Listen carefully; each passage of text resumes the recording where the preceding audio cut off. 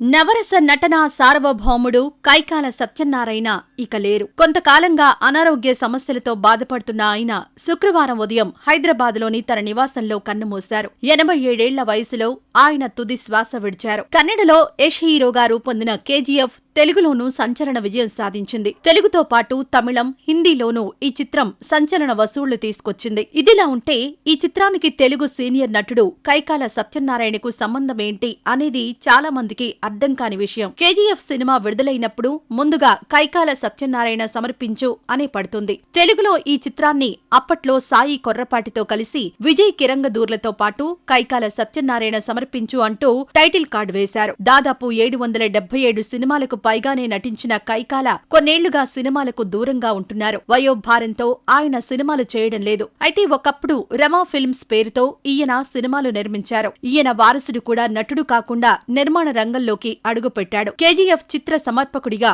కైకాల పేరు పడడం వెనుక కారణం కూడా అదే. ఈయన వారసుడు కన్నడంలో నిర్మాణ రంగంలో ఉన్నాడు. అక్కడ ఆక్షణ కేజీఎఫ్ సినిమా సహా నిర్మాతగా కూడా ఉన్నాడు. ఆ సమయంలోనే సినిమా రేంజ్ ముందుగానే ఊహించిన కైకాల తనయుడు తెలుగులో ఈ చిత్ర రైట్స్ కోసం పోటీ పడ్డాడు. అయితే సాయి కొర్రపాటి లాంటి అగ్ర నిర్మాత అండగా ఉంటే మంచి రిలీజ్ వస్తుందని భావించి ఆయనతో కలిసి విడుదల చేశాడు. అందుకే కేజీఎఫ్ సినిమాకు ముందు కైకాల సత్యనారాయణ సమర్పణ అని పడుతుంది. ఈ సినిమా విడుదలై సంచలన విజయం సాధించిన తర్వాత కైకాల సత్యనారాయణకు సన్మానం కూడా చేశారు చిత్ర యూనిట్. కైకాల సత్యనారాయణ రాజకీయ రంగంలోనూ తనదైన పాత్ర పోషించారు. ఎంపీగా ప్రజలకు సేవ చేశారు. తెలుగుదేశం పార్టీతో ఆయనకు ప్రత్యేక అనుబంధం ఉంది. ఎన్టీఆర్ టీడీపీ పార్టీని స్థాపించినప్పుడు ఆయనకు తోడుగా ఉన్నారు. టీడీపీ వ్యవస్థాపక సభ్యుడిలో కైకాల సత్యనారాయణ కూడా ఒకరు. టీడీపీలో ఉన్నప్పటికీ చాలా కాలం వరకు ఆయన ఎన్నికల్లో పోటీ చేయలేదు. అయితే చంద్రబాబు నాయుడు పిలుపు మేరకు కైకాల సత్యనారాయణ కూడా ఉమ్మడి కృష్ణా జిల్లాలోని మచిలీపట్నం ఎంపీ స్థానం నుండి ఆయన ప్రాతినిధ్యం వహించారు.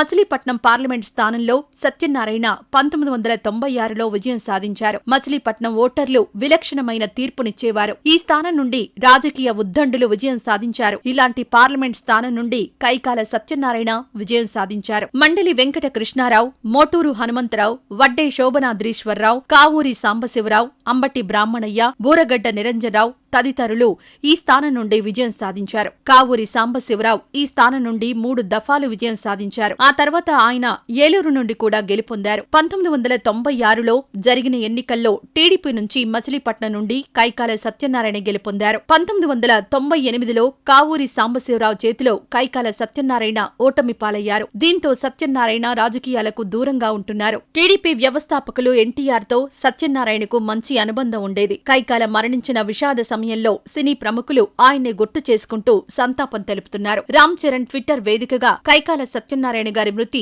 నన్ను ఎంతగానో బాధించింది. ఆయన చిత్ర పరిశ్రమకు చేసిన సేవలు ఎప్పటికీ గుర్తుంటాయి. ఆయన ఆత్మకు శాంతి చేకూరాలి అని సంతాపం తెలిపాడు. కైకాల మృతికి బాలకృష్ణ కూడా సంతాపం ప్రకటించారు. కైకాల సత్యనారాయణ గారి మరణం దిగ్భ్రాంతి కలిగించింది. ఆయన 6 దశాబ్దాల పాటు తెలుగు సినిమా రంగంలో గడిపారు. పౌరాణిక, జానపద, చారిత్రక పాత్రల్లో నట సార్వభౌముడిగా అలరించారు. మా కుటుంబంతో కైకాల సత్యనారాయణ గారికి మంచి అనుబంధం ఉంది. నాన్నగారితో ఎన్నో చిత్రాల్లో కలిసి నటించారు. నా చిత్రాల్లో కూడా మంచి పాత్రలు పోషించారు. నటుడిగా మాత్రమే కాకుండా పార్లమెంట్ సభ్యుడిగా కూడా తనదైన ముద్ర వేశారు. ఆయన ఈ రోజు మన మధ్య లేకపోవడం దురదృష్టకరమని బాలకృష్ణ తన సంతాపం ప్రకటించారు. ఇక హీరో నాని కూడా కైకాల మృతి పట్ల దిగ్భ్రాంతి వ్యక్తం చేశారు. కైకాల గారి మరణ వార్త విని నా హృదయం ముక్కలైంది. తెలుగు సినిమా గోల్డెన్ ఎరాలో నాకు నచ్చిన గొప్ప నటుల్లో ఒకరు. ఆయన ఆహార్యం లెజెండ్ అనే పదానికి సరిపోతుంది. మన ఇంట్లో మనిషి అనిపిస్తారు. ఆయన కుటుంబ సభ్యులకు నా ప్రగాఢ సంతాపమని నాని ట్వీట్ చేశారు. నందమూరి కళ్యాణ్ రామ్ ట్వీట్ చేస్తూ కైకాల సత్యనారాయణ గారు ఇక లేరని తెలిసి